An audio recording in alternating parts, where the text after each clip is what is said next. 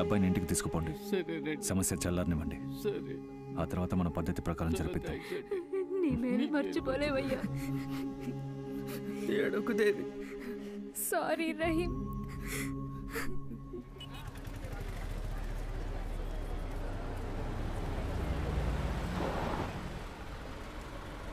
బండెక్కు Mary. నేను చెప్పేది విను మేరీ.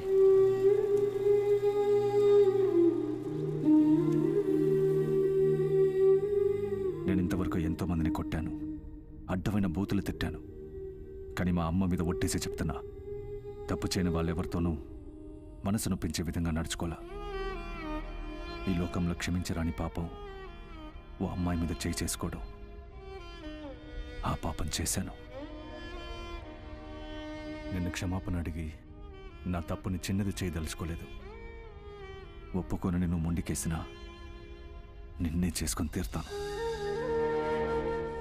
జీవితంలో నువ్వు నన్ను ఎంత అవమానించినా సరే, నా మీద చిరాకు పడినా, నన్ను టార్చర్ పెట్టినా, నా మొహం మీద కాండ్రించి ఉమ్మేసినా సరే, ఏమాత్రం కోప్పడను. నీ దగ్గర మాత్రం నీ బానిసల పడి ఉంటా.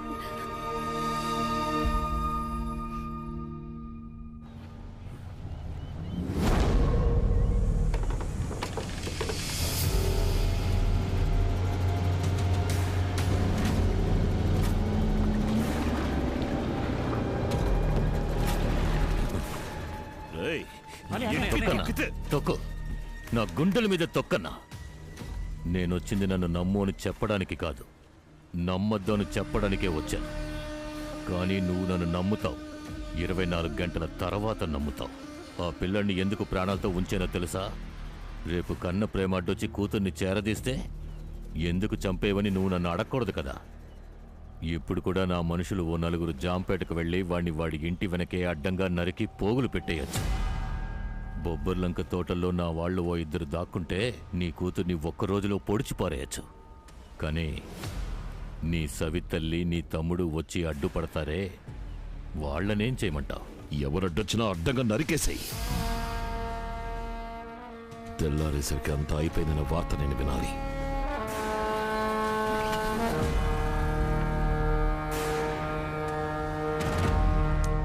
ఏంటని అంత మాట అన్నా? 425 కోట్ల కుక్కలకి సిరిపారేయడానికి నాకు మనసు రావట్లేదురా. వీడు ఎంత పెద్ద కిరాతకుడయ్యుంటే సొంత తమ్ముణ్ణే నరికి పారేయమంటాడు. ఈ తిమింగిలాన్ని అంత తేలిగ్గా ఒడ్డుకి లాగలేం. రొయ్య పిల్లల్ని ఎరగా వేసి అది ఉన్న చోటే దాన్ని చంపాలి. రా, నీ ఇంటికి వెళదాం. మీరు వెళ్ళండి, నేను ఉదయం గౌరవంగా వస్తా. మన కిరీటం కింద పడకుండా ఉండాలంటే వేయడానికి మనకి పాచికలు కావాలరా.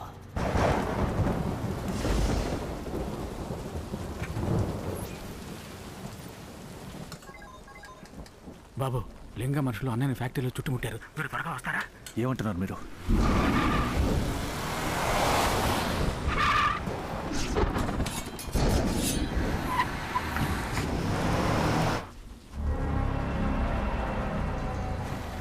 అన్నయ్య ఫోన్ ఎత్తట్లేదయ్యా, ఏం చెప్పంట? మళ్ళీ ట్రై చేయండి మావయ్య.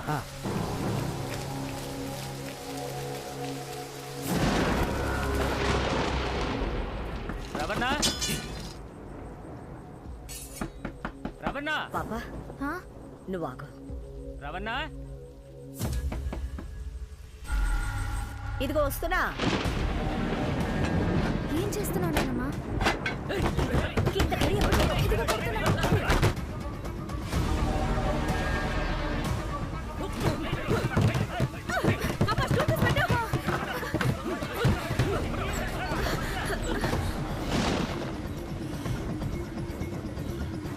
హలో అల్లుడు, నేను ముద్దుకృష్ణ మాట్లాడుతున్నా.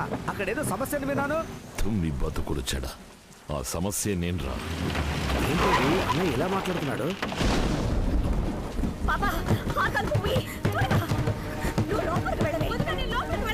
నీకు తిరిగి సంబంధం లేదు.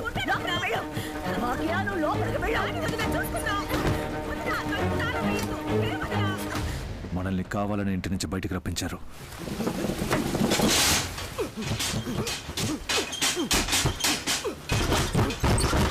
నువ్వు ఇంటికెళ్ళు, నా మనసు పట్ల నేను అన్నయ్య ఇంటికి వెళ్ళి ఒకసారి చూసొస్తాను. సరే.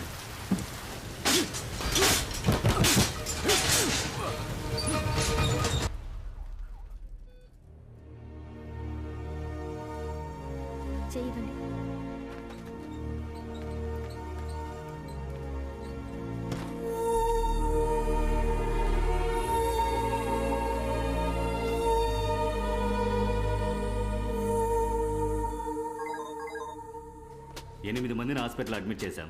2 అప్రూవర్గా మారారు. ఇప్పుడు ఎఫ్ఐఆర్ రాయాలి. మీ అన్నయ్య పేరు మీద కూడా కలిపి రాయాలి. అన్నయ్య పేరు మీద? మీ అన్నయ్య లింగము కలిసే ఈ వ్యవహారం అంతా చేశారు. ఏ పని పూర్తిగా చేయలేదు. పోలీసులు నిన్ను వదిలిపెట్టర్రా.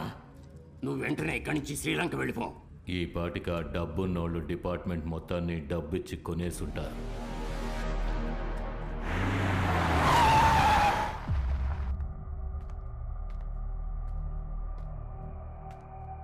సంతోషమా అన్నయ్య?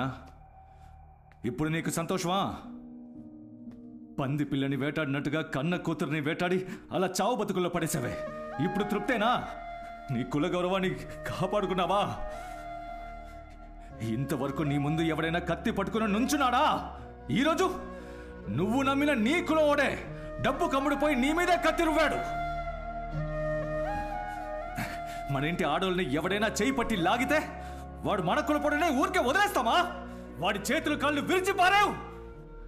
అప్పుడెక్కడుందని ఆ కులప్రేమ? అందరూ నటిస్తున్నావు అంతే. ఎప్పుడైతే నీ కూతుర్ని కూని చేయడానికి నువ్వు లింగంతో కలిసావో అప్పుడే నీ కులప్రేమ చచ్చిపోయిందనయ్యా. ఇప్పుడు నకిలీ గౌరవం కోసం పోరాడి ఓడిపోయావన్నయ్యా. బ్యాంక్ మేనేజర్కి లేనిపోనివి ఎక్కించే అంతలా నాకు డబ్బు పిచ్చేవి పట్టలేదన్నయ్య. ఏ రోజైతే నాన్నకి తలకురివి పెట్టే హక్కు నాకు లేదన్నారు, ఆ మరుసటి రోజే ఆస్తిలో మాకు వాటా అక్కర్లేదని నేను అమ్మ రాసి పెట్టేశాను. నువ్వు దేన్నైనా నమ్మకపో, అది నీ ఇష్టం. కానీ నీ కూతురు లేచిపోవడానికి నేను కారణం కాదు, అది మాత్రం నమ్మనయ్యా. బిడ్డ లేచిపోవడానికి తండ్రి కారణమని నిందను మోస్తూ ప్రశాంతంగా ఎలా నిద్రపోగలనయ్యా?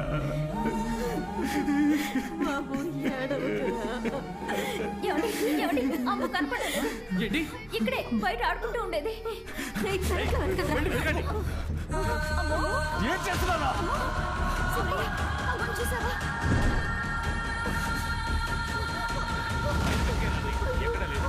ఎక్కడికి వెళ్ళుంటుంది? వెళ్ళి పెరట్లో వెతుకో. కనపడిందా? అయ్యో, బాగా చూడు, ఉంటుంది.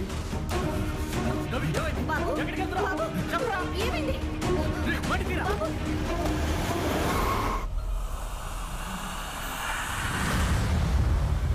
లింగం, తప్పు చేస్తున్నావు. నీ ఇంటి పిల్లే ఇప్పుడు నాకు పాచికరా. తను చేతికి అందగానే నీతో ఆడుకోవాలని ఎదురు చూస్తూ ఉన్నాన్రా. కడలి దాటి వెళుతున్నా కూడా ఈ పిల్లని కూడా తీసుకెళ్తున్నా.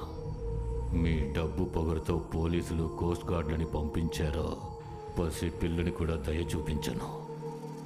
నరికి పారేసి అరెస్ట్ అయిపోతా. అలాగే చేతులు ముడుచుకుని అందరూ ఓ మూల కూర్చుని ఉంటే వెళ్ళే దారిలో ఏదో ఒక దీవిలో నీ ఇంటి పిల్ల ఒంటరిగా ఉంటుంది. అదే ఒంటి మీద బట్టలు లేకుండా. చండాలంగా మాట్లాడుకో. పిఆర్వి కుటుంబాన్ని నిర్మూలించలేకపోయాను, నిర్వాణమన్నా చేసి. నువ్వేం మాట్లాడుతున్నావురా? కడలి తల్లి ఒడిలో బతికే వాళ్ళం రామనా. దైవంతో సమానం రా తను. నీకు రోషం ఉంటే వాడిని చంపు, వాడి అన్నల్ని చంపు, తప్పులేదు. పసిబిడ్డను ఎందుకురా ఎత్తుకొచ్చావు? నీ బిడ్డను కనడానికి పెళ్ళాన్ని ఊరికి పంపించి ఊళ్ళో వాళ్ళ బిడ్డను ఎత్తుకొస్తావా? అమ్మా, నువ్వు ఇక్కడి నుంచి వెళ్ళిపో. వదలనా? వదిలో.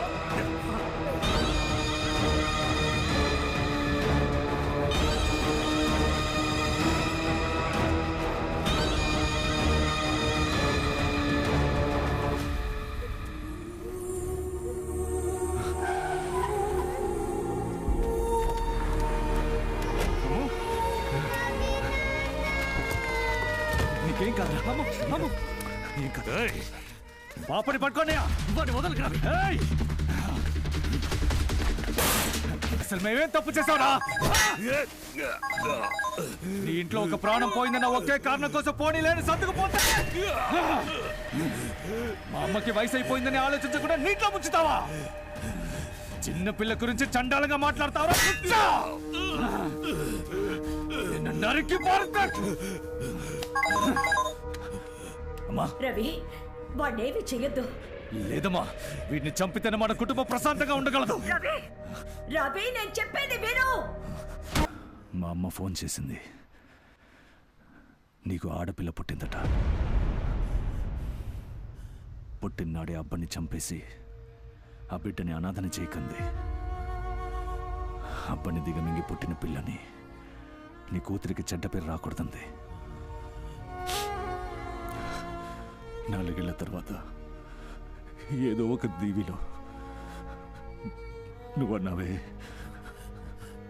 అసభ్యంగా నీ కూతుర్ని అలా ఊహించుకో, అప్పుడు నొప్పి తెలుస్తుంది.